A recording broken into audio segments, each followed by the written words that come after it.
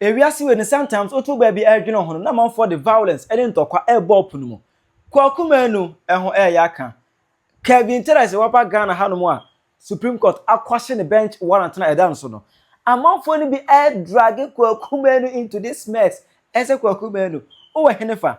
Kevin Taylor di wiase ni Penyah atem obaaye bench warrant edan so no Supreme Court atwa atwe Kwaku Asɛm na Kwaku beka Asɛm na beka enyum na betu ye bra Penyah Kwaku Manu Asɛm na beka na the tentacles ni bi abe clash with Mahama ake kan sim na John Mahama oh they are highly disappointed in Mahama na ebeze kire say Mahama twa ese bia wanhwe ya sinzanso ka say eba ontime enyina no Asɛm na ekos media no so aha Penyah block media message say ni die mu obe like video no da ma subscribe button so make the notification con latest update na ba kire wa adwen dia ma me e comment section message so basoa no achieve no for so enya bi ahwe etenya ni abra Penyah Kwaku Manu me kasa kire badwemba ara say Kwaku nyansani okanyanza asɛm okanyanza asɛm onum say asɛm bia ba na trend Kwaku Manu ebe ade no opinion on that ema na nsɛm Kwaku Manu ba trend mu the hottest one after so be ka say oh Mahama enhyemra a ebetia say obi edi panyin bi atem Kwaku be kan last member from then the man for atwena boss pa na yina nim Kevin Akobade Taylor ara say eba yan tu nipa ho ni nipa atem a oya ade na Kevin Taylor no ana say bench warrant eda no so no his lordship justice chamber for editor ne so no Nancy Ghana ama Supreme Court akwashe the bench warrant on him na eno no ana man for ebuya say Kwaku Manu tu okrom ha no kombenema say ye bodam ye free fie ana say ye bodam ye de free fie ena kan bro say charity begins at home tika man for kire say Kwaku Manu sma o kan yin enke ya pa nanso ye time jai Kevin Taylor dia amanfo abefia Kwaku Manu ama bi aka Mahama ene Kevin Taylor nankasa abusuya Kwaku Manu da so wiase ana oni wiase biom esan say me say since Kevin Taylor eba Ghana okopie mu e wo Supreme Court ma Supreme Court e kwahye e ne a restaurant no eye Kwaku Manu nyansani a ona de bia no kasa kire badwemba no sisi a na adwen no untimi kasa kire badwemba biom eno ntine wayira Kwaku Manu aye nimu no a ke ba nyansa ona ese nyansa nyina wo ni tirimu no Kevin Taylor ebe PM wo Ghana hanoma Supreme Court ekwahye ni arrest warrant no Kwaku Manu onyansafo onim nyansa owiase nyina no all of a sudden no oni wo ontime nkasa oyimum won yakaso bi anya atwuma Kwaku Manu enipa oyanya atwum yie papa senka koyo bi fofora saa America Kwaku Manu nyansani anyansa nyina wo ni trim na edi nyansa nko a de wo no ntino nim nyansa sen obi ya no saa America nka waka nyansa akire Ghana fo nyina na okasa wo se me kasa kire nyansafo me kasa kire badwemba zo nankasa na wonwene won se ena Kevin Taylor ama Taylor ebe PM wo Ghana hanoma John Mahama aban no asan ase ama ne se ade obetimi ananti free no Kwaku Manu onyansafo ntimi be kasa amfa ho ene akire onipa Kwaku Manu oye nya atwom nipa ye nya atwom saa no abre bia hunu so nim nyansa nanso wagimisi obia His Excellency John Mahama why adio bonse ma ho pa Omampeni President John Mahama na me pe wasem pa ba de waye no yendi nkomo Kwaku Manu pacho nkomo ni bi be fa ho bra Kevin Taylor nkomo no bi be fa ho Ghana asofo kakra be fa mo ho judge samo oma we mu nkomo no ebi be fa mo ho na ahemfo amo Ghana ebi be fa mo ho na Ghana fo nyina so ebi be fa mo ho now Mr. TV Kwaku Manu so Kwaku Manu first na minim se wonim nyansa nti mbiribi na wo ba abonte be ka se His Excellency John Mahama enya mbre bia nke ene esukon ma bia so de di Penyah atama nka sa mbre no fe no koto fiase na Kwaku Manu wo be ka sa hasem we a kire Ghana fo no na wo ankasa wo hu se wadwene mu do ba Kwaku Manu me be kire ho se sebe Ghana na ye wono nimdie ni nyansa ewo yemu ewo bi nipa bebre mu te se yemu bi ba ekwan ne yenya ne yama ye movie na nkofo ehuye na nyansa no nimdie wo ye tirimu no eboro Kwaku Manu wo de so 100 times ti wo pere ho be ye video se President Mahama nyambre bia ɛbɛbɔ atemdidie ho ban wɔkwala bi so di pani bi atam a mmara no ɛbɛkye na akɔto fie ase ene omampanin no a wankasa Kwaku Manu wo so wonim nyansa no wakyerɛ wo sɛ sana wadwen na ɛda wo tirim no ɛyɛ supaku nkwan ɛyɛ supaku adwene ewurafua amane wakyɛ ase adwene ɛna ɛda wo tirim ene President Mahama ama kwan ebie ye court no ato hɔ ɛma Kevin Taylor ɔyɛ high commissioner mpanifo atemdidie asɔfo atemdidie ono no ɔyɛ minister in charge of atemdidie ɛwɔ Ghana enne wetumu enya tumi ebepie Ghana ewura Supreme Court na enam sɛ enne NDC abɔ no mmɔde onim sɛ ɔbra ɔbɛbɔ no nti na wo yi chief justice ɔsesa judges no mu ndwuma bi sei na Mahama sesa ɔsesa judges no ɔmo ba bedi sɛ nipa bɔne ni a watena nsunigya we Ghana ni biatam atrete nkofo life to the extent says that fellas crowd kase yenkokunu Kevin Taylor we what you say all the atem no threaten nkofo life ye ba be shiwfie ye be ye we say we did tribe bi a wo Ghana we did o matem mia me papa asante hene nana pia me bo mu ase edema we did atem what I just say Archbishop Duncan William, we did not tap. When a chief imam, we did not tap. When only not tap. We do be at tap. Court na, omo boy a home embrason. Ah, Kwaku Manu say yan yambrano. And now oma ja to mu say, yendi diatam. Oma ja to mu say, atam didi high commissioner, Kevin Taylor, on fan hundi. Hey! Kwaku Manu was a white woeful. Some say, Mama, you're useless. What I say? Into mono nam Ghana bi keke. Nam Ghana bi keke. Na atomo kasa. President Mahama ajatum yamra Supreme Court ajatum say and wo bie wa no di pani bi atama ko free. Muso so atem didi so. Che President Mahama. Into Kwaku Manu wo de no kada dwe ho na bra bonte be video. What I say? Now President Mahama wo ke ja muntie 3-4. Emma, who be him a Ghana for dinner so to abetia. Share a young man getting kitty be or President Mahama. Oh, ya, na say NDC party. Na NDC party, most of my dean among country President Mahama. Eba fetimo on 4 years per or co. Sad dear President Mahama, aye. Say Kevin Taylor, we did sometimes I want to me funny videos in the Biana. We did deep penny biatem or my. Nessa ni panako Supreme Court and not to Radio Good, no or to Ayampia or to Radio Good chile. Irati yesu we mobo. O man be krani yetimi. Inti ende samisumi gidi penny bi hatamwa. Samisumi tinsuneja. Inti di omo yen se and the President Mahama wo we obi obedi na tembi o tinsuneja bia and the MPP ba obet ma bagana. Saben ye chato. To the stand say o maya yetimu now judges amu Ghana he me kanenne na maka kire mo ma NDC ni bi amfa nhyɛ ne tim sɛ NDC betena so forever and judges amu ho MPP ba chief justice awo so sisi a ha ombeyiwe fi ho e ya de ɛda ho na afi omo so omu di Mahama tama na omu ntumi mba Ghana no MPP tama mbaba ya sɛ ɔman no baby ɔman na akwakodu no sɛ ukada na se wo bom pai ma Ghana na che se wan kasa na woto no me ye sure se Nyankopon o maka udin se wa ye bone en obi bi obom pai ma Ghana bia no me ye sure se woni obi obo adwaman mo bone pe se ukada wesi time ukọ asori ukọ se wo bom pai ma Ghana for what reason abra MPP na NDC wo so wo se we na ja bom pai ama Ghana ben.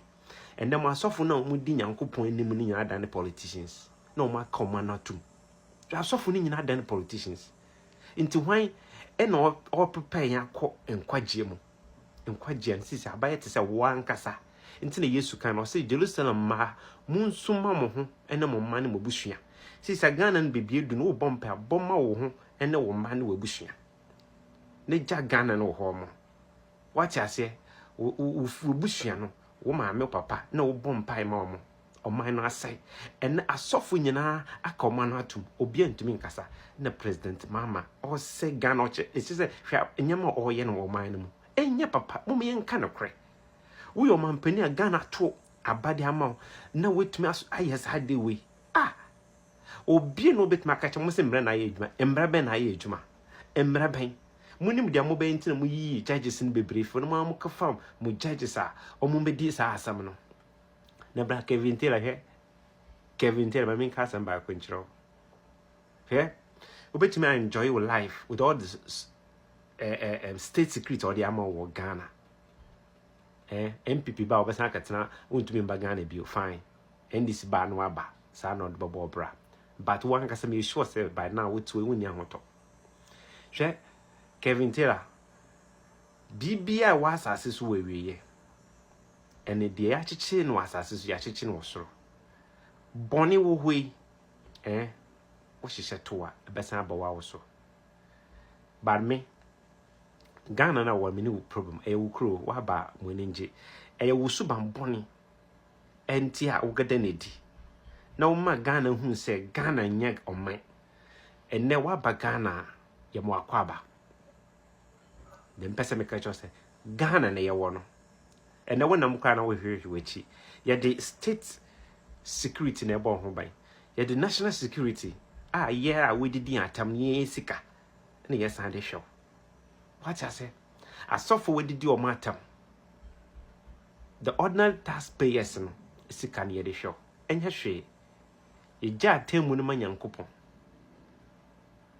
papa oboni o memi ntumi nkasa obi meku ba ye jai nsama wa ka nyina afa mpanifo ho atama we didi Ghana nyina no egu oman ni mu ase na wonam asase no so no ijama nyankopon yankopon di asamaye yankopon ondi asam mfamaye se president Mahama between woni the ordinary Ghanaians dia waye no se ye papa yankopon ondi asam mfamaye ye frame asante ye ne ba agenkwa share video no me comment na mbo me kanfo tabia takum e de ama se bombode na isu tabia takum na ade papa e be bo ni pedie no Kevin Taylor ma kan Kevin Taylor no ni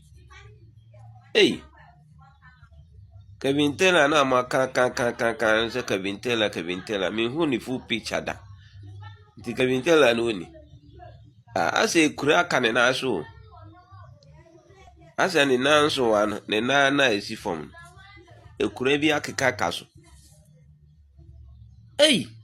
bebe ni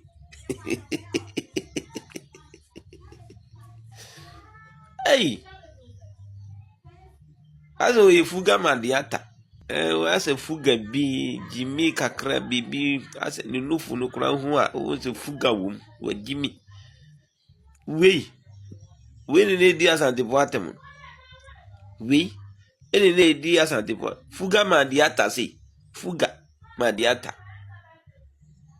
jimi se ne di asante boatem ne transane no hu bi a wakeka shimus e disu bi hu sa tadi e shewe ne transe e shewe omo mu kwa fum kra nche omo mu kwa fum akodo kra omo nche sa tadi we jimi ni we kwasiampe ni we ene na edi asante fo atem edi fante fo atem edi igbe fo atem enkra fo de bobu Jimmy niwe maji no atran kran wasi di oba santimem woye bema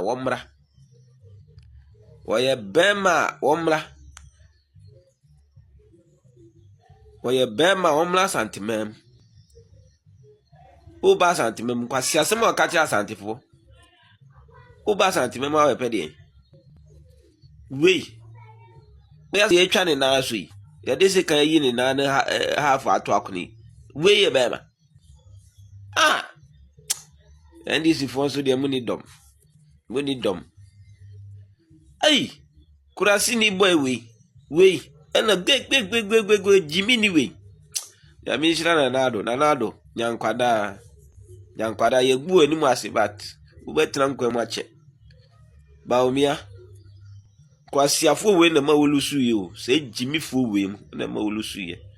But nyamin kan ebi bye. Nyamin kan. Now for the TikTok bi abekan sembi era chere Mahama o chirim say Mahama ya DPA wan hwe ya ono a na brabo mu no o hu ne na nchirima eso ebebre ewo ho John Mahama elema edo a Ghana fu yenye mo da mo don wate wako a start the ali nyame bi elema da me edo no wate wako shede Igbo king in semi the Nigerian semi obey ya ye ka ho asemi on the 19th of July Ghana for ya wana adwen there oboko demonstration yada so wo program bi wo Kumasi ma cancel the demonstration no 26 susi demonstration so a yepade yekweso ni so yada there see wo program bi wo Independence Square the Ghana mpemfu Ghana no watana ma Igbo fu na Nigeria ofana one can chere me nti you are letting us losing interest in you John Mahama, and not you alone. You are letting us losing interest in NDC. We thought NPP wasn't good enough, and we believe in you that you can do something. You can protect us. You can defend us. You can fight for us. John Mahama, we have realized that you and the NPP are the same. NDC and NPP, they are the same. They are the same monkeys who always climb the trees together. NPP and NDC, they are the same monkeys that they play together. They are the same monkeys that they climb trees together. And this is the advice to my fellow Ghanaians, brothers and sisters. It is by time that you and I, we need to put politics aside. It is by time that we need to reason and forget about NPP and NDC and think about ourselves. It is by time that we need to put politics aside, because I have realized that nobody or no leader in Ghana can able to help us, can able to defend us, can able to fight for us, can able to solve our issue for us when we bring our problem to him. If you are Ghanaian and you are following NPP, you are following NDC, your future is not safe. Your destiny is not safe. Your children's destiny are not safe. Your generation's destiny are not safe in the hands of NDC and NPP. I'm telling you, I'm sad. My heart is broken. My heart is broken. Deep within me, I'm not okay. I'm not fine because of what is happening, because of what is going on. Our leaders are not able to stand in for us. Our leaders are not able to fight for us. They have sold our country to the Igbo king and Nigeria people. So I don't understand. At least, even if you will not allow us to go for this demonstration, come out and talk to us. Come out and say something to us, for us to know that indeed you are with us. You now, you haven't come to say anything, and you have decided also that you will not allow us to do this demonstration. No more NPP. No more NDC again.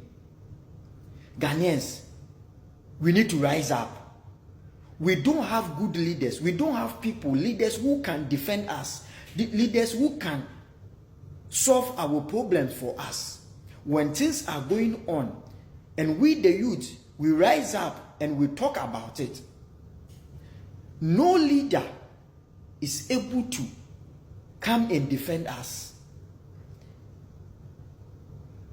No leader is able to defend us. This is the by time that we need to reason. This is the by time we need to think. We need to push NPP and NDC aside, because these people, they are there for fame. They are there for their selfish interests, not to build a better Ghana, not to build a better future for Ghana. I'm telling you, I'm disappointed. I'm disappointed, John Mahama. I'm disappointed in you. You and your leaders, you and your people. I am disappointed in you. I am disappointed. The way I thought, the way I dedicated myself, and I believe that you are the man that you can stand in for us. You are the man that you can fight for us. If we bring our problem, you can do for us. Not knowing you are the one. You are a worst enemy. You are the worst enemy to Ghanaians. But we are not going to give up. We are not going to give up. Ghana is not for only Ghanaian leaders. Ghana is for the youth of Ghanaians.